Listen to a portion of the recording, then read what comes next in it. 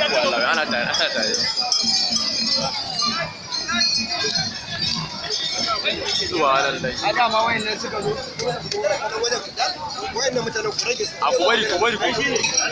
ku bari su na aski Allah bai tafiya nan ba wannan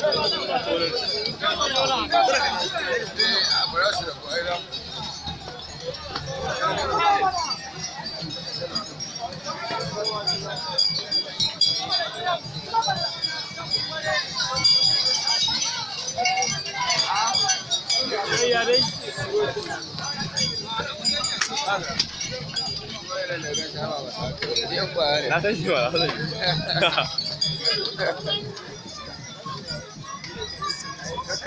a ce gani yau Allah wanga abu su